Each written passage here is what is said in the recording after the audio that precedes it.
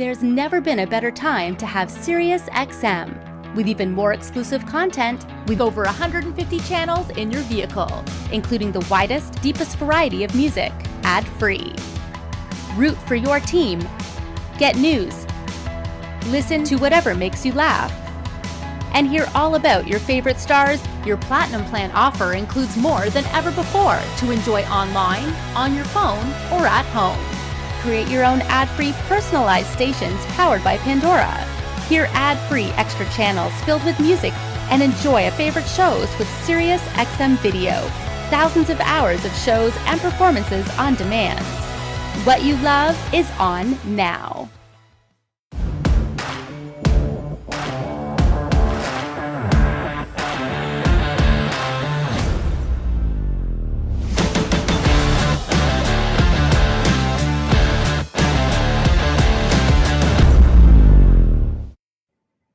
You know, for many dealers, car audio continues to represent the bulk of their business. And tonight, we've invited 5 of the most influential of them all to discuss the latest trends, technologies, and challenges facing brick and mortar shops today. The Car Audio Roundtable, presented by SiriusXM and sponsored by 5-Axis Innovation, starts now.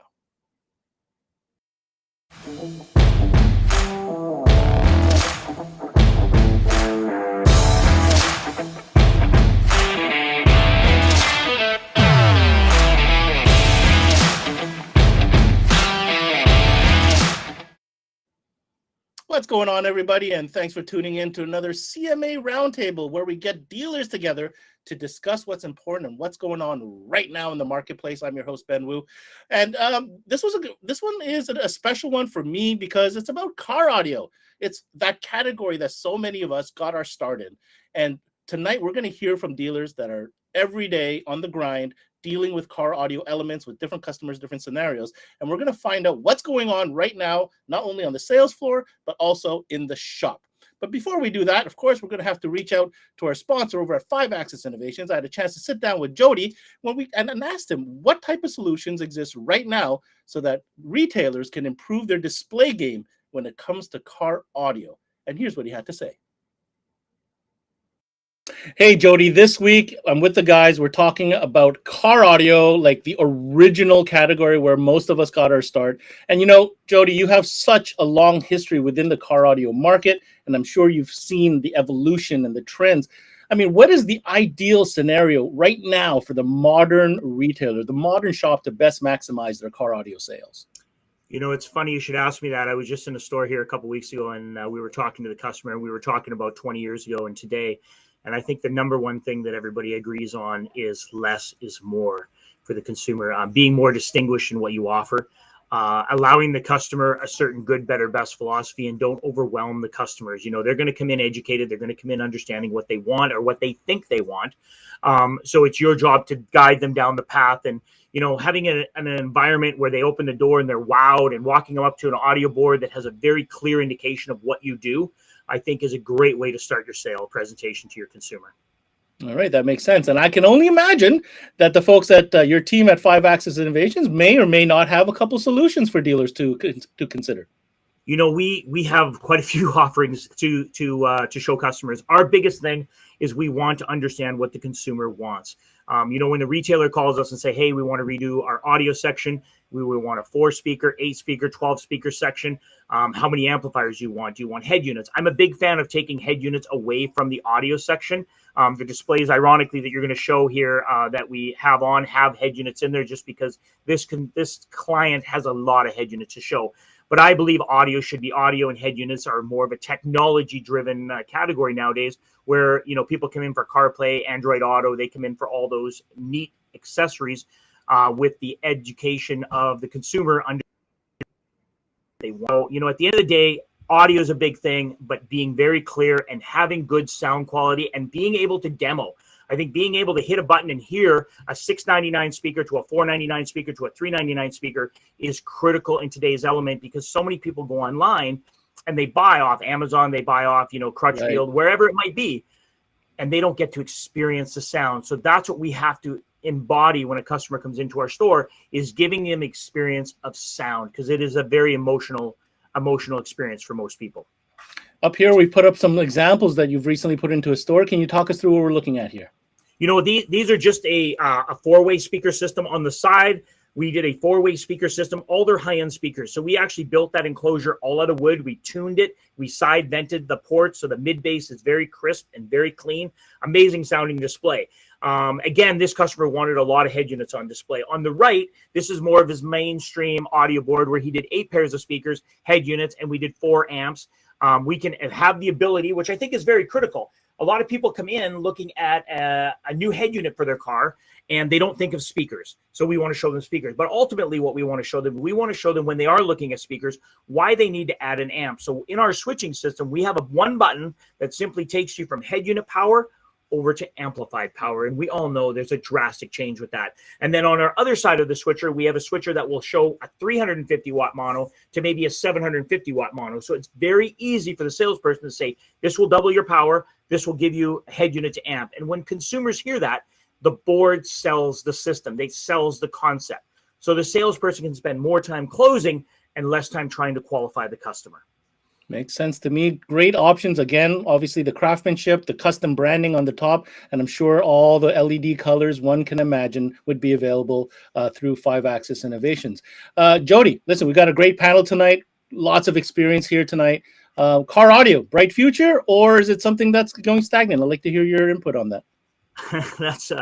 That's a good question, Ben. I believe car audio has a lot of value to it. But I believe one thing. I believe the more passion you put into it, the more energy you put into it, the more the customer feels that, and the more they want to buy from you. So show them the options. We deal with a lot of different people across North America, and we're seeing some guys having some great success. And again, they're recreating themselves. They're reinventing themselves, each and every one of them. But they're also offering the customer something more. And we got to remember, back in the day where you piled them high and watched them fly is no longer the way. We want it clean. We want it crisp. And even if your store is not renoed, you can still accomplish these tasks very well. Well, appreciate your time as always and for supporting our retailer roundtables. We'll see you next time, Jody. All right, Ben. Take care. So there you go. You heard it from Jody. It's certainly a thriving business. And the guests that we have on tonight are all different scenarios. One is a one-off store that's been around for decades. Another one has been, in the game for not quite as long, but has 3 different locations. And, we really want to bring together a diverse group of retailers that can really speak to what's going on with car audio right now. So without further ado, let's get our esteemed guest onto the screen with us. And I'd love to take the opportunity to introduce everybody, starting off in the top left corner. That is Ray Choi from FX Audio in Alberta. You went down to the bottom right. I'll go back to the top right. There you are.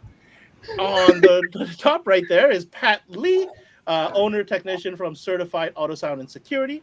And then we have Paul Tate from Mobile Sounds, also from Alberta. What's going on, Paul? Bottom left, we've got Tony Tamello from one of the oldest joints in the entire country, Advanced Electronics in Winnipeg, Manitoba. And last but certainly not least, up in Sarnia, Ontario, our good friend Corey Vinecore from DC Car Audio. Welcome to the show this evening, gentlemen. Hey, Ben. Thanks for having us. Man, of course, we're talking car audio. This is going to be fun. I thought we'd get together a group that sells car audio to the yin yang. You guys have found great success doing it. We see you guys on social media and the jobs that you're doing consistently and very diverse, all different type of business models. So we're definitely going to dive into this and see the different facets that, car audio represents. Let's start with our very first question of the night. Let's get to know your businesses a little bit. Let's start with you, Ray, over at FX Audio. When it comes to that, can you give us an idea of the type of brands that you're currently promoting and why in car audio? Well, we've had many brands through the store and stuff like that. I mean, there are some mainstream brands that we do, like JL Audio, DD Audio, DC Audio, stuff like that. But, at this time in age and stuff like that, we're basically putting a lot of focus into whatever's available. We're still having some supply chain issues and stuff like that. So sometimes, we might be selling a Alpine head unit or a Kenwood head unit or a Pioneer head unit because that's what's available. They're all good, brands, but we just can't be as focused on a specific brand if we're limited by, the ability to get the products, if that makes sense. All right. So you find yourself being maybe a little bit more dexterous with, lateral movement of brands just based on what the situation is right now. Yep. That's a good way to put it. You betcha. All right. How about you, Paul? I'd like to hear how your business is going with the type of brands that you've been promoting these days. We keep it pretty simple. We mainline 3 lines. We do Kicker, Alpine, Morel. We use them primarily exclusivity in our area. We don't want to be selling the same stuff everybody in town is selling, and we've had good luck with those brands. We're exclusive on 2 of them in Calgary, and that's worked really, really well for us. All right. So I guess, aligning yourselves with brands that give you a little bit of protection from a territory standpoint seems to be doing well for you guys over at Mobile Sounds. How about you, Pat? 3 different stores. Do you keep it consistent throughout the stores? What's the strategy as far as brands concerned? Well, we do keep it really consistent between the 3 locations. We try to align ourselves with vendors and brands that share our same core values. So we do dabble a lot in the Audio Tech Fisher line as well as the Blam line of speakers as far as our kind of core day-to-day, amp speaker kind of thing. And then, of course, we do a lot of power sports, boats, marine. So we play around with all the the big marine brands, JL Audio, Rockford, and Wet Sounds as well. All right, very, very good, very interesting, very diverse, very diverse. Let's go to Winnipeg. Advance, you guys have had brands with you guys for like decades. So what's the game right now on the showroom floor? If I was to walk into Advance right now, Tony, you'd definitely be wowed as soon as you walk into our showroom. As soon as you see our amazing showroom of screens that wow you. So we do carry a lot of brands. Unfortunately, it's been a good thing for us to have diversity between Alpine, Pioneer, Kenwood, Sony, so we can move and shift accordingly, because these last 2 years has been really difficult where one brand has nothing, another one has. So we've been able to shift our focus and been able to service that customer and get that sale, because it'd be one thing you have all the parts to do the job, but you can't do it because they don't have the deck that we have in stock. So we can shift someone to something else, say, hey, listen, this has taken a while to do the job. We can do this for a few bucks more and move them that way. So it's a little bit of an advantage that we have to do those brands. Gotcha. True, but move people to what we have in stock. And Fair that's enough. a major thing, right? Because we stock a lot of inventory so that we can service those customers quickly and get them back.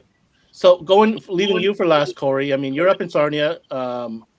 You've got a niche market over there. You don't have multiple locations. So I'd like to hear how important brand alignment is for a business like yours. So we deal with Audio Tech Fisher in the Helix and Brax and Match line, Audison in the Electromedia stuff, and Blam line of speakers as well.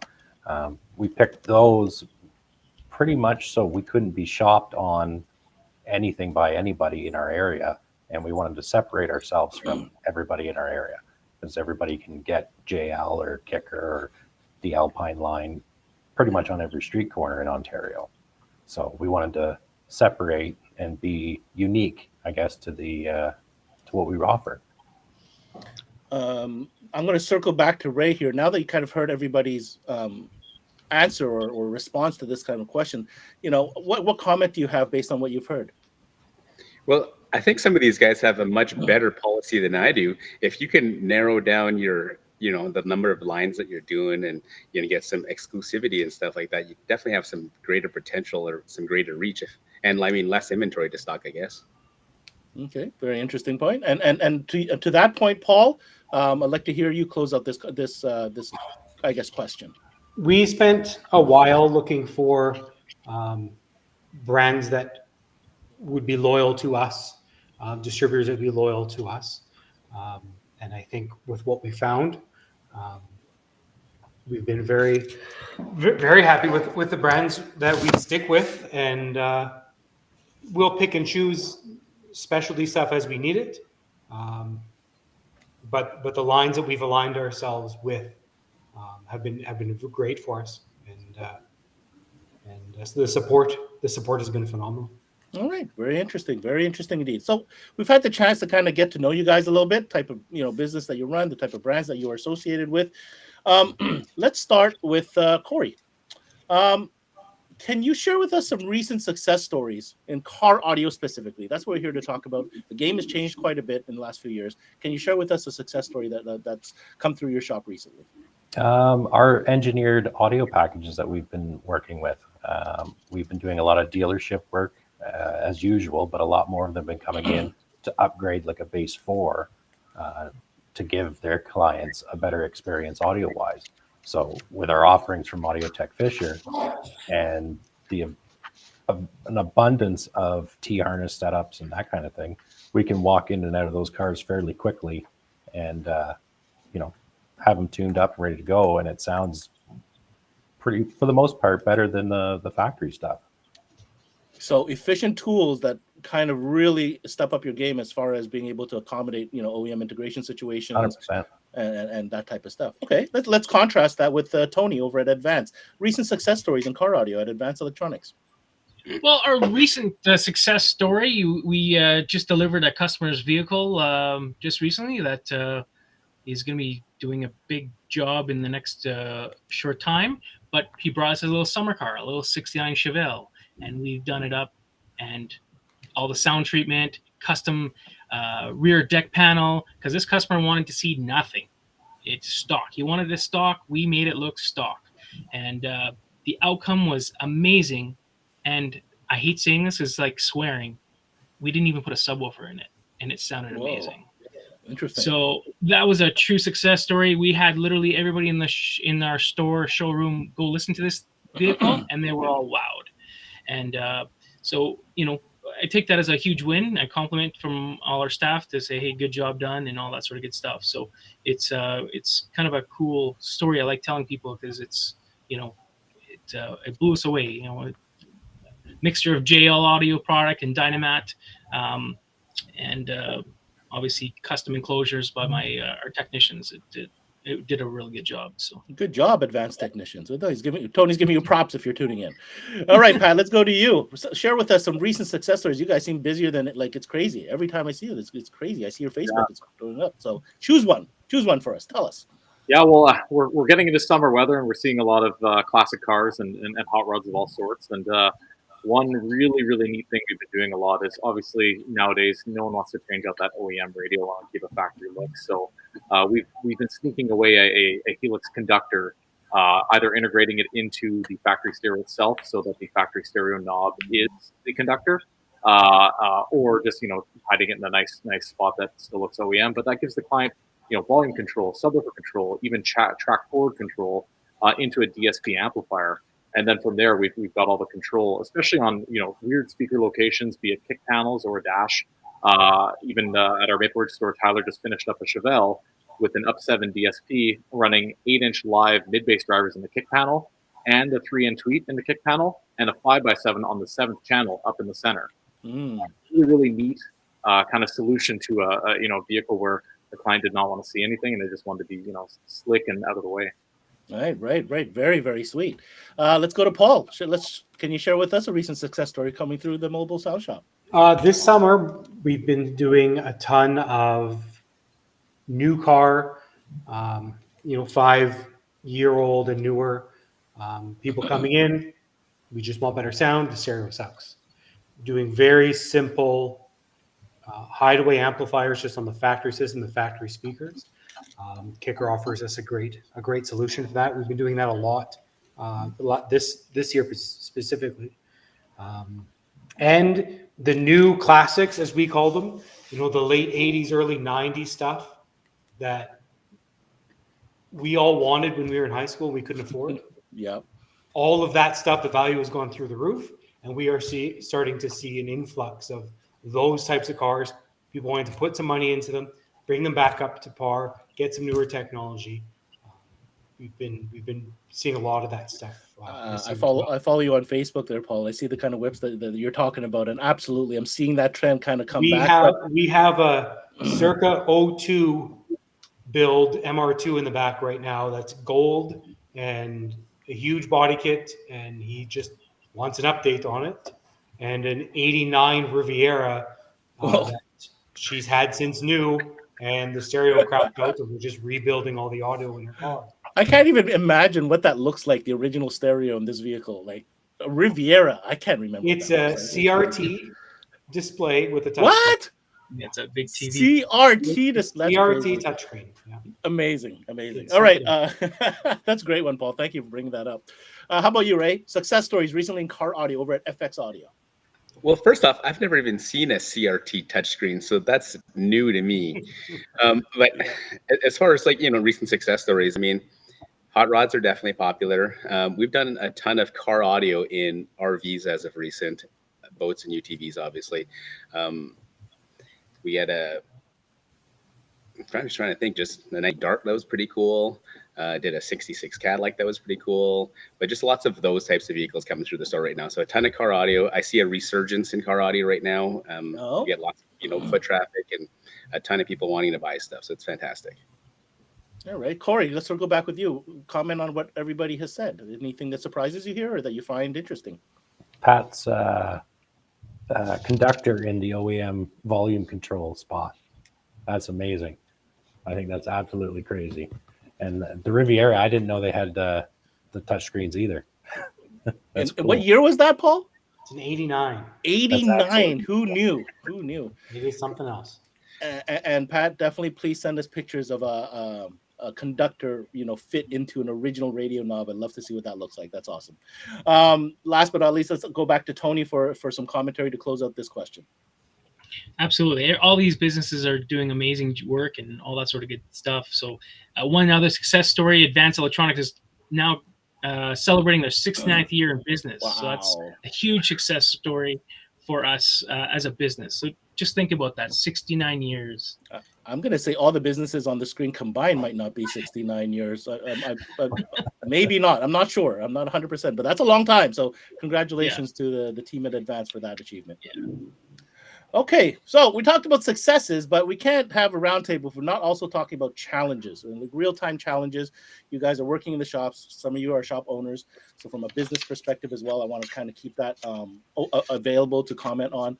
So let's start with Pat.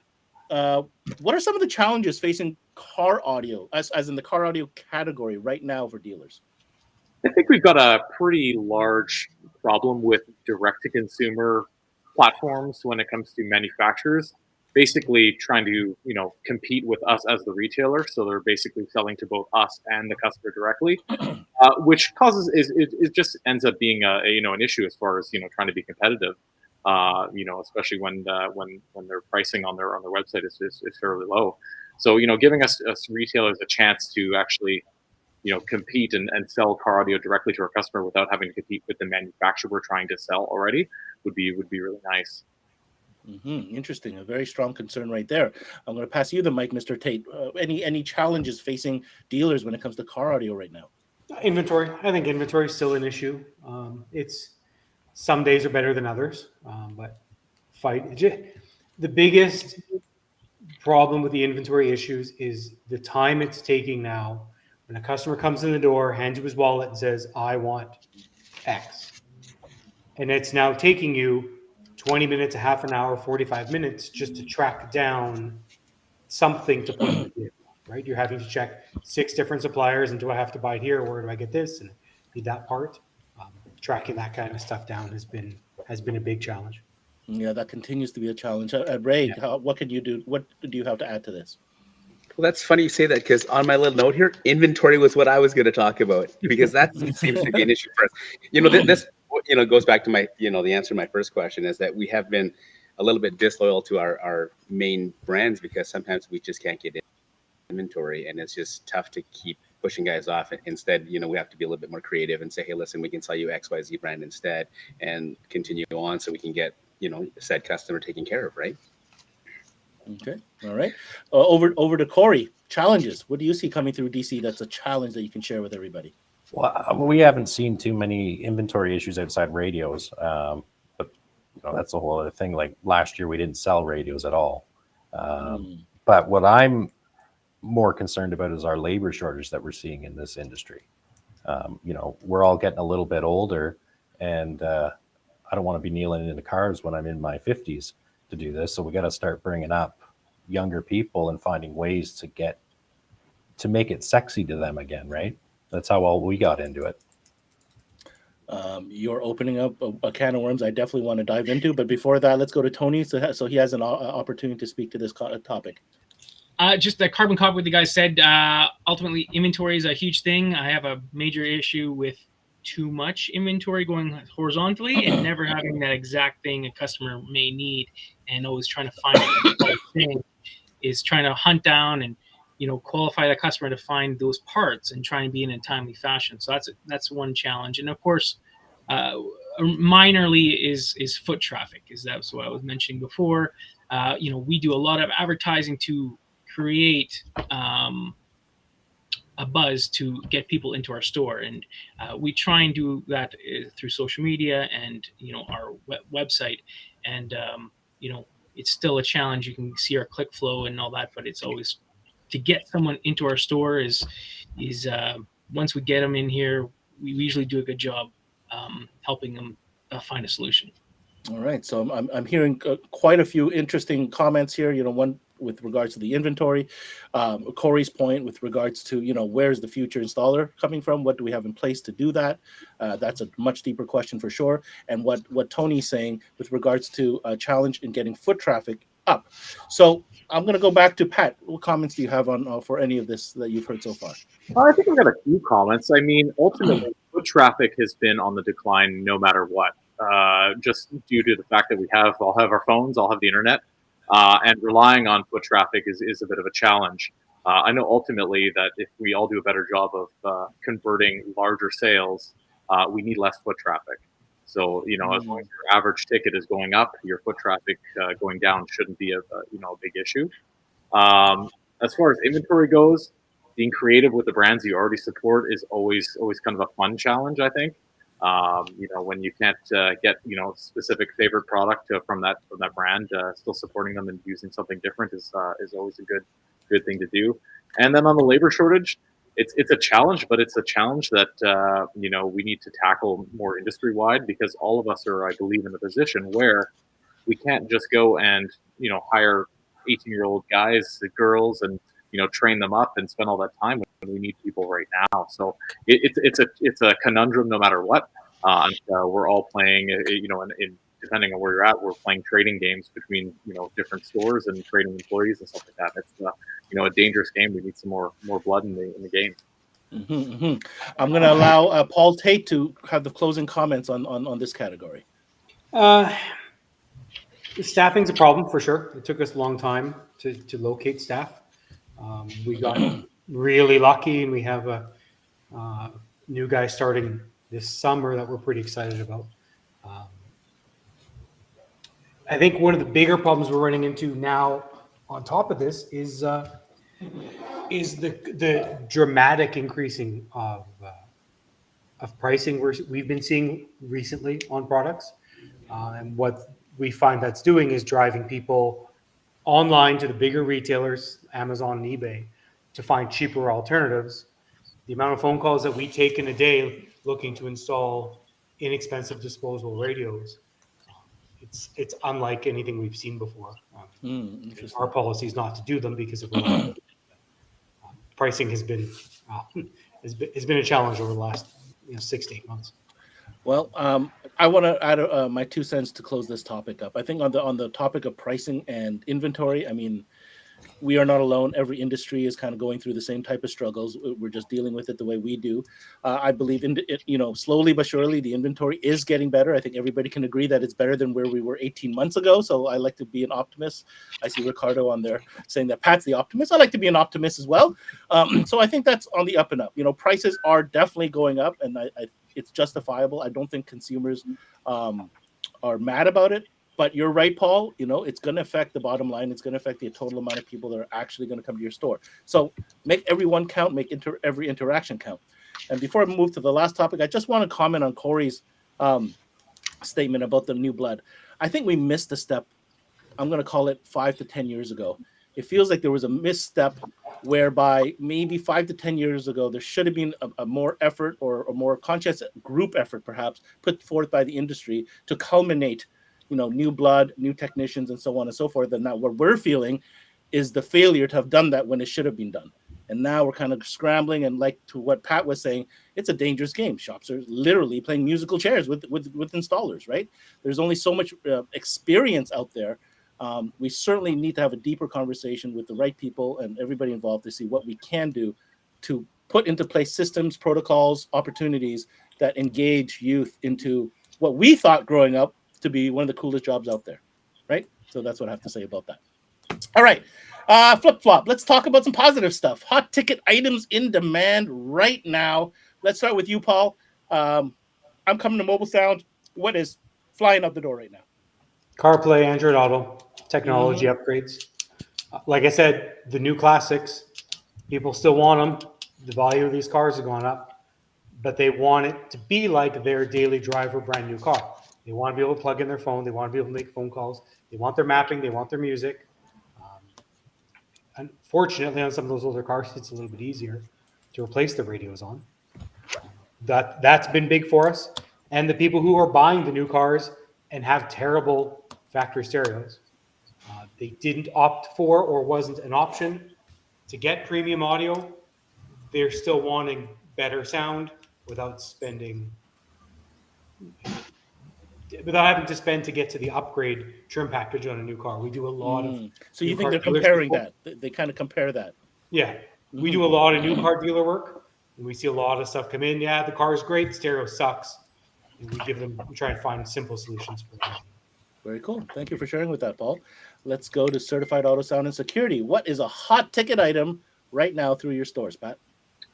Definitely the head unit replacement. Apple CarPlay and Android Auto has been, really, really hot lately, and especially when there was inventory issues, we, had one or two SKUs to sell at a certain point, but it's gotten a lot better now. One large thing too is dash camera. New vehicle sales, they don't seem to come with much of an option unless you're, buying a Tesla. So doing dash cams in new vehicles, even for dealerships, has been really, really great. And lastly, just the DSP amplifier speaker solution for those new age hot rods has been really, really great. We've been able to make up a bunch of really cool packages and have had a lot of success with it. All right, very cool, very cool. Let's go over to Advanced Electronics. What's hot right now going out the door? Baby got bass. Everybody's got bass. Who doesn't love bass?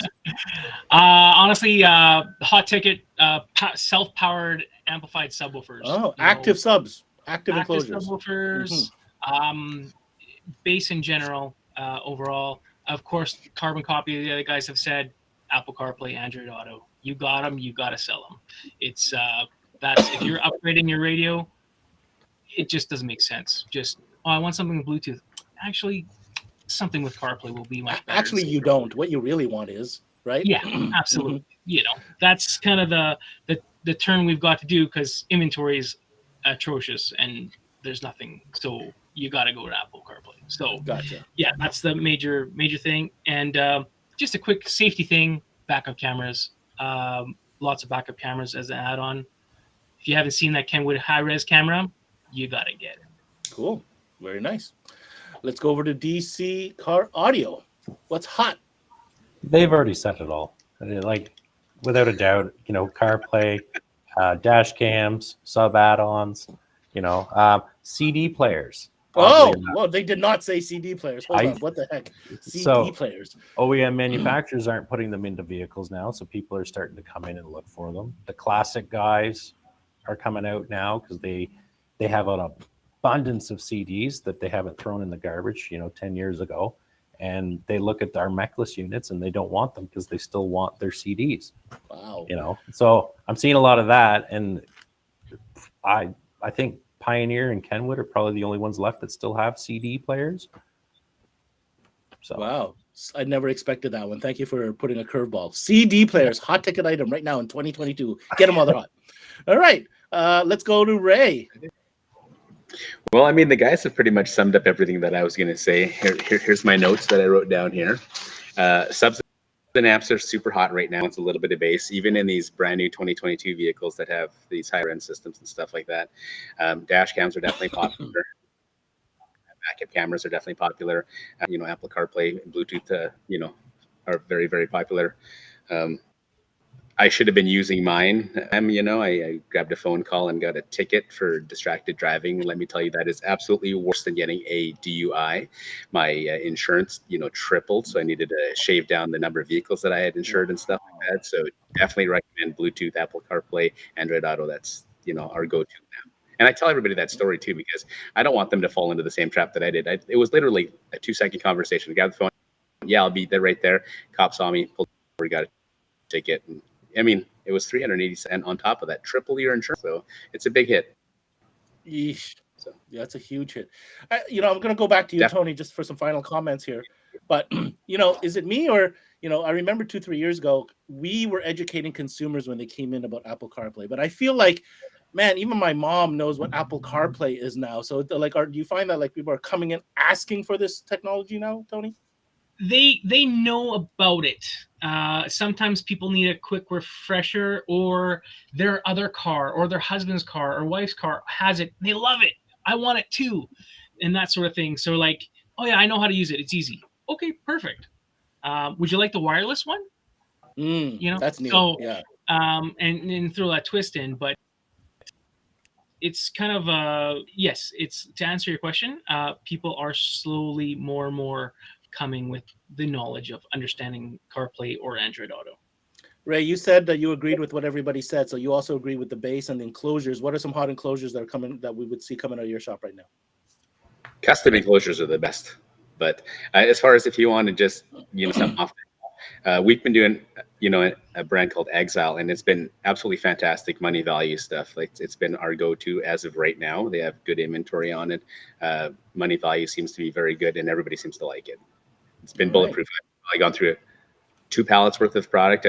I haven't had a single issue with it, so it's good. I'd say that's pretty good. Thank you for sharing with us. Believe it or not, boys, we're already down to our final question, so let's dive in and kind of really think about closing this out strong. My final question is, what suggestions do you guys have that could help improve the growth of the car audio segment? All right, the growth of the car audio segment. I'm going to start with Tony for this one. Well, growth, definitely training, making sure that us as retailers go to trainings to educate yourselves, to learn about the products, selling, all the knick-knacks of the business side of things, so you can translate that to customers and ultimately have them have a better experience in your store. Is definitely something to grow your business, to understand and help out that circle of business. Okay, so training is the message there. Let's go to you, Corey. What suggestions do you have that could help improve the car audio business? Honestly, collectively, we just need to focus on how we're going to get the younger guys into the industry. I think that's our biggest upcoming challenge. I think possibly you don't see it coming around anymore where you don't see the Alpine commercials or the Rockford commercials or anything like that. So I don't think it's very visible in front of the users anymore. So people aren't out looking for it as often as they should be or could be, when they run into a dilemma of a blown speaker or they want to do an upgrade or something like that. Okay, very, very interesting. How about you, Ray? I know you've had long and hard to think about this question. What suggestions do you have that can help improve the growth of car audio? Well, I mean, one of the things that we've done over the last few years is, some partnerships with some car groups and stuff like that, and that seems to have some pretty good reach. There's lots of guys that, might have their whatever type of car, like a racer, for example, or a hot rod or whatever the case might be. So they might not be thinking about audio, but if you're in with the car group, or if you go to a car show or you go to a few meetings and stuff like that, and just introduce yourself, talk to them, and say, hey, listen, so we do, we could add to, or we could fix this up, or we could even make this look better. Just offer that, so I mean, that's probably the best, thing. and Sound Off event, Toge Bash, and Driven. I'll be out in Winnipeg actually in a couple of weeks, July 9th. I think there's a big Red River Exposition Center, I think. They're doing a big event there, and we'll be at that show doing a DB drag racing event specifically. But we'll be in Lloydminster, Saskatoon, and Regina this weekend. We're really trying to get sound offs back. That way then when you're hitting it up with the bass or just showing off your car and people are walking by or just spectators in general, now they can, the more senses you involve, the more potential you have to hook, line, and sinker them. If you're just looking on a computer, if you're just looking at Facebook, you're not getting that engagement that you want, right? So having actual sound offs is fantastic in my opinion. So no doubt, and I commend you for continuing with that and sticking to it, because man, I know I got started by attending my first sound off. I remember it like it was yesterday. So let's go to Paul. Paul, what recommendations or suggestions do you have that could help, grow the current car audio market? Don't let people forget what it is, right? People of our age, we've all grown up with it. Young guys not necessarily haven't grown up with 12 volt the same way most of us did in high school. I've been working for 10 plus years on doing events, doing car shows, building cars, working with car clubs, truck clubs, sending cars to SEMA, getting the big custom fancy stuff out there in the market on social media. I've been winning awards, that kind of, just keeping it exciting, keeping it relevant to a lot of these guys that are spending a bunch of money on their car. That's the fun stuff. We didn't get into this, maybe some of us did, get into this industry to do deck and twos, dash cameras, backup cameras, right? That's the stuff we do to pay the bills. That's not why we do this. No, man, we got into to build the biggest, baddest systems in town. That's it, period. We do it because it's fun. We want to build the cool stuff. We want to show off what we can do. And by doing that and getting it out, it keeps people excited, keeps it relevant. I know every time I do an event or I do a car show or I debut another build, the ripple effect for the next week or two of inquiries of people, okay, well, I want what he had, and how do you do this in my car? And just through the summer, keeping car audio and keeping 12 volt relevant in people's face is very, very important. Very strong message. Sitting here waiting for it to show up doesn't work. It's all about the hustle. Let's talk about hustle. Let's go to Pat. Pat, what suggestions do you have that could help improve the car audio game right now? Well, I feel that even the group of us are beyond that. We're fundamentally the foundation of the car audio industry. We're the ones that are actually, specialty retailers that are actually putting the gear into these cars and making them sound good. And I feel like we all need a little more support from manufacturers and vendors to channel their system to allow us to be the ones putting the gear in and not selling it directly to the consumer all the time. Ultimately, we end up being the ones who grow these brands by, putting this product in, and then, at a flip of a switch, it goes direct to consumer, and, they try to put it in. It doesn't sound great, and then it ends up leaving the client with a bad taste in their mouth for our industry.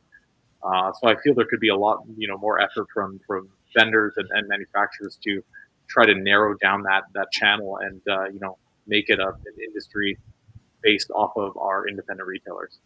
Okay, very interesting. Corey, I'm going to give you an opportunity to comment on what you've heard tonight. I kind of like what Pat said right there at the end. It kind of almost seemed like a referral, because I know in some of our mutual vendors, if they get a phone call or whatnot, and we're the closest dealer, we'll get that referral call, and then that starts up that whole channel of sales. So I think would be probably a good idea, and I agree with them on the direct to consumer. It's not a good platform.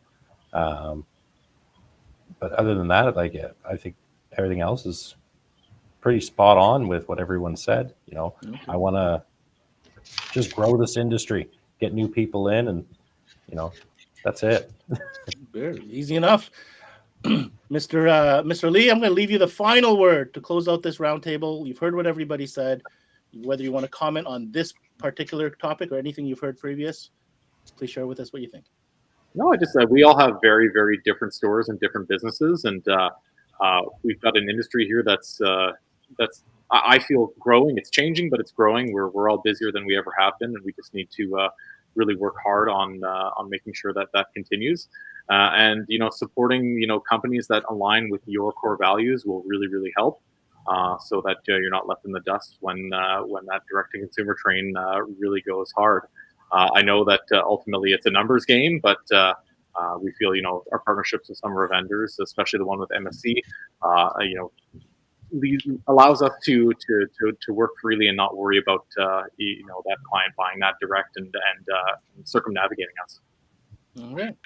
Well, there you go, guys. I want to take this opportunity and thank everybody. I mean, this stuff people need to know. Like, we actually meet on this stuff. We discuss it. We don't just come to the table with random questions and answers. So I really want to give you guys a shout out for taking the time, taking this seriously, coming on tonight and sharing with us that, that insight that is so hard to get and that our industry needs to hear consistently on a consistent basis so that we can stay on top of things and actually maybe, instill some change. So Ray, Paul, Pat, Tony, and Corey, thank you so much for spending the time and joining us for this roundtable. Thank you. Thanks, you. Take care. Ciao. All right. Well, that was an awesome roundtable. Hope you got out of it what I got out of it. Certainly some things that probably require a little bit more in-depth discussion, but at least we're talking about it and we're getting the conversation started. Let's make sure that you tune into the next roundtable. If you like what you saw tonight, it's scheduled for July 6th. And this is going to be a fun one. We're talking about install bay and fabrication. You could wait to see who we're going to have lined up for that roundtable coming to you July 6th. Continue tuning into CMA Networks as we are deep into mobile audio accessories. That's the segment that we're into right now, and it's going right through till June 29th. We feature a new brand every day. We go deep and uncover what each brand has to offer in the category.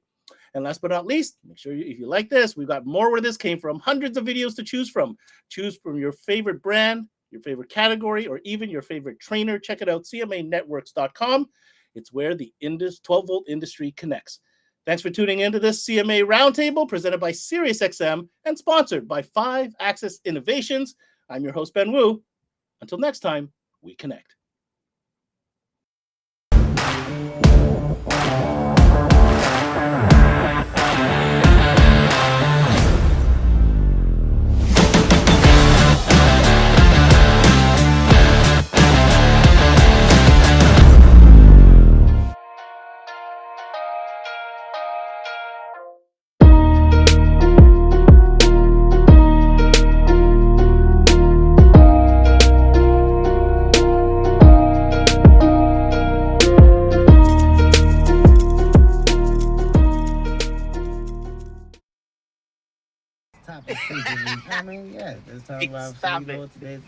Yo, roll it down. I am.